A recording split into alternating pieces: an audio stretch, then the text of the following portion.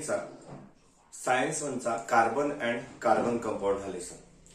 Carbon and carbon compound हा जो topic आहे हा टॉपिक स्टेट बोर्डमध्ये आणि सीबीएसई बोर्डमध्ये दोन्ही बोर्डमध्ये अत्यंत महत्वाचा आहे. सायन्समध्ये केमिस्ट्रीचा हा टॉपिक येतो. तर त्याबद्दल आज आपण बघूया carbon and carbon compound. As we know that carbon is a very essential element. हा खूप इसेन्शियल एलिमेंट आहे कारण जेवढे काही ऑर्गॅनिक कंपाऊंड्स आहेत सगळ्या ऑर्गॅनिक कंपाऊंड मध्ये कार्बन हा त्याचा अगदी महत्वपूर्ण घटक आहे. कार्बन हा ऑलमोस्ट सगळ्या जेवढ्या काही ऑर्गॅनिक सबस्टन्सेस आहेत त्याच्यामध्ये राहणारच आहे. म्हणून बघा, जर तुम्ही तुमच्या अवतीभोवतीच्या कुठल्याही रेग्युलर यूज वाल्या वस्तू जर घेतल्या, आपण जर साधं उदाहरण जर घ्यायचं झालं, आपण किचन मधलं एक्झाम्पल जर घेतलं, किचन मधल्या भाज्या म्हणा किंवा दूध किंवा लाकूड किंवा काही अशा गोष्टी, ती कुठलीही गोष्टी जर आपण बर्न केली, ती बर्न केल्यानंतर ती काळी होते आहे, ब्लॅक होते आहे, पुन्हा ब्लॅक लास्टमध्ये राख उरते आहे. ती ब्लॅक होते आहे म्हणजे याचा अर्थ असा की त्यामध्ये कार्बन नक्कीच प्रेझेंट आहे. म्हणजे मेटल्सच्या काही गोष्टी किंवा मातीचे भांडे वगैरे हे तत्सम गोष्टी आपण जर सोडल्या तर त्या व्यतिरिक्त बाकी सगळं जे काही आहे ते सर्व हे कार्बन कंपाऊंड त्याच्यामध्ये म्हणजे कार्बनचं ते बनलेलं आहे. कार्बन त्याचा एक इसेन्शियल एलिमेंट आहे. मग आता हा प्रत्येक ठिकाणी कार्बन हा का आहे, तसं का म्हणजे का बरं असा तो प्रत्येक ठिकाणीच कार्बन का बरं येतोय? कार्बनचं एक काय आहे ना की कार्बनचा सिम्बॉल कॅपिटल सी, त्याचा ऍटॉमिक नंबर जो आहे तो आहे किती 6 आणि त्याचं इलेक्ट्रॉनिक कन्फिगरेशन आहे 2,4. कार्बनला त्याची व्हॅलेन्सी जी आहे ती 4 आहे आणि 4 व्हॅलेन्सी असल्यामुळे तो कुठल्याही 4 दुसरे जे एलिमेंट्स आहेत त्यांच्याशी तो कंबाईन होऊ शकतोय. आणखी एक सगळ्यात महत्वाची प्रॉपर्टी आहे कार्बनची, ती म्हणजे कॅटिनेशन. कॅटिनेटिंग पॉवर जी आहे की कार्बन हा दुसऱ्या कुठल्या कार्बनला सुद्धा डायरेक्टली अटॅच होऊ शकतो. Means the property of direct bonding of a carbon with other carbon, this property is called as what? Catenation. And due to this catenation power कार्बनचे न्यूमरस कंपाऊंड जे आहे ते तयार होतात. कार्बनच्या ज्या फिजिकल प्रॉपर्टीज आहेत, केमिकल प्रॉपर्टीज आहेत, हे यापूर्वी तुम्ही याच्यात बघितलेलं नाही, स्टँडर्डमध्ये झालेला आहे सगळा पूर्ण पाठ. मग आता यावर्षी 10th मध्ये याच्यामध्ये तुम्हाला ऍडिशनल काय दिलेलं आहे, तर 10th मध्ये आता कार्बनचा एक पुढचा पाठ येतो, तो म्हणजे हायड्रोकार्बन. त्याला आपण हायड्रोकार्बन असं म्हणतो.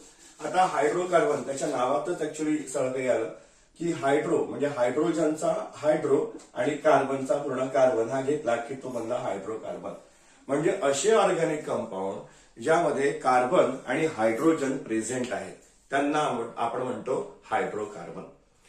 आता हायड्रोकार्बन जे आहे या हायड्रोकार्बनचे असा एक मोठा एक ग्रुप तयार होतो आणि हा जो ग्रुप आहे हा ऑर्गॅनिक केमिस्ट्रीमध्ये अत्यंत महत्वाचा ग्रुप आहे की यामध्ये न्यूमरस कंपाऊंड्स असे आहेत आणि त्या कंपाऊंडच्या वेगवेगळ्या प्रॉपर्टीज आहेत, वेगवेगळ्या रिएक्शन्स आहेत.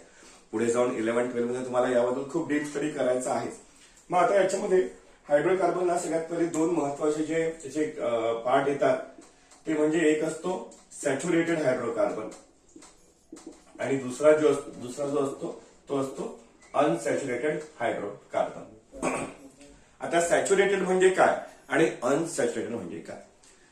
सॅच्युरेटेड हायड्रोकार्बन म्हणजे या हायड्रोकार्बन मध्ये कार्बन सोबत जे काही हायड्रोजन अटॅच्ड आहे त्यामध्ये सिंगल कोव्हॅलेंट बॉन्ड जर असेल, कोव्हॅलेंट बॉन्ड, आता 2 प्रकारचे बॉन्ड आपण याच्या पहिले बघितलेले आहे. एक होता आयोनिक बॉन्ड ज्याला आपण इलेक्ट्रोव्हायलेंट बॉन्ड म्हणतो. म्हणजे जेव्हा 2 कुठलेही एलिमेंट हे कनेक्ट होतात एक दुसऱ्याशी, केमिकली कंबाईन होतात by donating and gaining of electron. त्याचं सगळ्यात बेस्ट एक्झाम्पल आपण पाहिलं होतं सोडियम क्लोराईड. की सोडियम जो आहे, सोडियम ज्यामध्ये पहिल्या शेलला 2 इलेक्ट्रॉन्स आहे, दुसऱ्यामध्ये 8 इलेक्ट्रॉन्स आहेत आणि तिसऱ्यामध्ये तिथे 1 इलेक्ट्रॉन आहे. आणि क्लोरीन, या क्लोरीन मध्ये पहिल्यामध्ये 2 इलेक्ट्रॉन्स आहेत, दुसऱ्यामध्ये 8 इलेक्ट्रॉन्स आहेत आणि तिसऱ्यामध्ये 7 इलेक्ट्रॉन्स आहेत. हे आपण बघितलेलं आहे. आता याची टेंडन्सी आहे की याला 1 इलेक्ट्रॉन आहे, याला आणखी 7 हवे आहेत सोडियमला, आणि क्लोरीनची टेंडन्सी आहे की यामध्ये 7 आहे, याला 1 हवा आहे. याला कोणी 7 इलेक्ट्रॉन देणार नाही, त्यामुळे सोडियम आपला 1 इलेक्ट्रॉन इथे डोनेट करेल आणि क्लोरीन 1 इलेक्ट्रॉन घेईल. जेव्हा सोडियम 1 इलेक्ट्रॉन डोनेट करतो, आता इथे काय होतं, सुरुवातीला इथे 11 पॉझिटिव्ह चार्जेस होते आणि 11 निगेटिव्ह चार्जेस होते. हा केमिकली बॅलन्स होता. इथे 17 पॉझिटिव्ह चार्जेस क्लोरीनला आणि 17 निगेटिव्ह चार्जेस होते. हा पण बॅलन्स झाला इलेक्ट्रिकली. सोडियमने आपला 1 इलेक्ट्रॉन दिला. 1 इलेक्ट्रॉन दिल्यामुळे इथे आता निगेटिव्ह चार्जेस आले 10, तर +11 -10 म्हणजे आला 1. तर इथे सोडियम वरती एक प्लस चार्ज तयार होतो, त्याला आपण कॅटायन असं म्हणतो. आणि क्लोरीनमध्ये या उलट झालं की क्लोरीनने एक इलेक्ट्रॉन घेतला आणि तो स्टेबल झाला. आता क्लोरीनने एक इलेक्ट्रॉन घेतला म्हणजे आता इथे झाले -18, तर +17 -18 म्हणजे झालं -1. त्यामुळे इथे क्लोरीन वरती आता एक निगेटिव्ह चार्ज येतो आणि त्याला म्हणतो आपण एनायन. आणि हा सोडियम आयन आणि हा क्लोराईड आयन हे कंबाईन झाले आणि याने कंपाऊंड तयार झाला, तो म्हणजे sodium chloride, that is NaCl common salt. तर इथे हे जे यांच्यामध्ये बॉन्ड तयार झाला, that is due to donating and gaining of electrons, and that's why this is called as what, this is called as ionic bond. In a case of sodium chloride, the bond form is ionic bond. But in some cases, for example, if we are talking about hydrogen molecule, hydrogen, याच्यामध्ये एक electron आहे, दुसरा hydrogen याच्यामध्ये एक electron आहे. याला stable व्हायला एक हवा आहे, याला पण एक स्टेबल व्हायला हवा आहे. मग आता हे दोन्ही म्युच्युअली काय डिसाईड करतात की दोघेही जण आपला एक एक इलेक्ट्रॉन जे आहे ते शेअर करतात इथे. म्हणजे हे दोन इलेक्ट्रॉन इथून पण फिरतात आहे आणि याकडून फिरतात आहे, म्हणजे यांचं ड्युप्लेट कम्प्लीट होत आहे. तर इथे हायड्रोजन मध्ये बॉन्ड तयार झाला due to sharing of one electron. तर त्याला आपण म्हणत असतो काय, त्याला आपण म्हणत असतो कोव्हॅलेंट बॉन्ड. मग आता हे कोव्हॅलेंट बॉन्ड पण जे आहे सिंगल कोव्हॅलेंट, डबल कोव्हॅलेंट आणि ट्रिपल कोव्हॅलेंट, म्हणजे सिंगल बॉन्ड, डबल बॉन्ड आणि ट्रिपल बॉन्ड असे असतात. तर इथे जेव्हा सॅच्युरेटेड हायड्रोकार्बन असतात, या सॅच्युरेटेड हायड्रोकार्बन मध्ये इथे जो बॉन्ड तयार होतो तो कसा असतो, तो असतो सिंगल कोव्हॅलेंट बॉन्ड. म्हणजे ज्या कंपाऊंड मध्ये सिंगल कोव्हॅलेंट बॉन्ड तयार होतो आहे ते कंपाऊंड कसे असतात, सॅच्युरेटेड. आणि या उलट ज्या कंपाऊंड मध्ये डबल किंवा ट्रिपल बॉन्ड तयार झालेले असतात त्याला आपण म्हणतो अनसॅच्युरेटेड कंपाऊंड, डबल और ट्रिपल बॉन्ड. म्हणजे याच्यामध्ये आता एक्झाम्पल असं आहे की अल्केन नावाचा जो ग्रुप आहे तो यामध्ये येतो आणि इथे अल्कीन आणि अल्काइन हे दोन ग्रुप येत असतात. अल्केन, अल्कीन आणि अल्काइन हे अत्यंत महत्वाचे ऑर्गॅनिक कंपाऊंडचे ग्रुप्स आहेत. या अल्केनची एक पूर्ण सिरीज आहे, अल्कीनची एक पूर्ण सिरीज आहे, अल्काइनची एक पूर्ण सिरीज आहे. अल्केन ग्रुपमध्ये जेवढे काही कंपाऊंड्स येतात हे सगळे कंपाऊंड्स जे आहेत ते सिंगल कोव्हॅलेंट कंपाऊंड, म्हणजे यामध्ये सिंगल बॉन्ड तयार आहेत म्हणून ते कसे आहेत, सॅच्युरेटेड. आणि अल्कीन आणि अल्काइन मध्ये जे कंपाऊंड्स आहे, अल्कीन मध्ये सगळे हे डबल बॉन्ड असणारे आहेत आणि अल्काइन मध्ये सगळे ट्रिपल बॉन्ड असणारे आहेत. मग या सगळ्या कंपाऊंडची पूर्ण एक सिरीज तयार होते. जसं उदाहरण जर द्यायचं झालं तर अल्केनचा पहिला कंपाऊंड आहे हा CH4, याचं नाव आहे मिथेन. मग दुसरा कंपाऊंड आहे याचा C2H6, ज्याचं नाव आहे इथेन. मग तिसरा कंपाऊंड आहे इथे C3H8, याचं नाव आहे प्रोपेन. तर याचा इथे ऍक्च्युअली एक जनरल फॉर्म्युला बनतो अल्केनचा आणि तो फॉर्म्युला आहे हा असा CnH2n+2.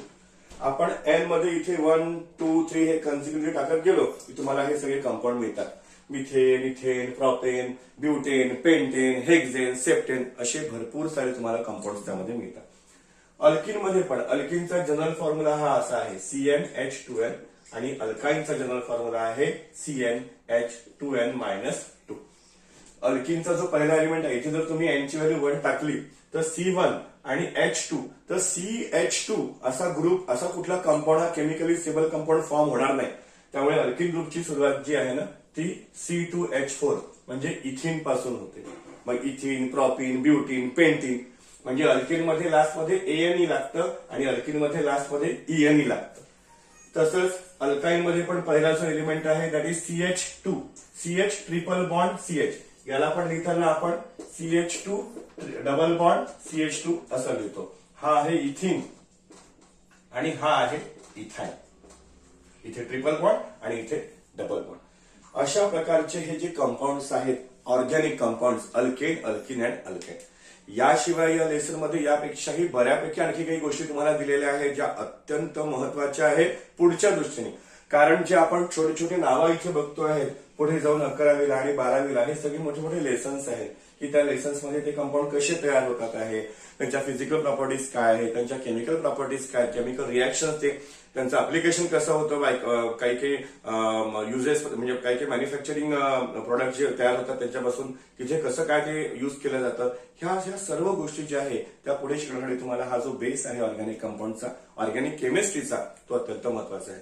आणि त्यामुळे कार्बन अँड कार्बन कंपाऊंड हा परीक्षेच्या दृष्टीने जास्त महत्वाचा आहेच, पण त्याहीपेक्षा तो पुढच्या दृष्टीने तुमचा 11-12चं करिअर जर तुम्हाला सायन्समध्ये करायचं आहे तर तुम्हाला फिजिक्स आणि केमिस्ट्री हे 2 कोर सब्जेक्ट नक्कीच राहणार. आणि केमिस्ट्री म्हटलं की त्यामध्ये कार्बन अँड कार्बन कंपाऊंड हा सगळ्यात महत्वाचा भाग आहे.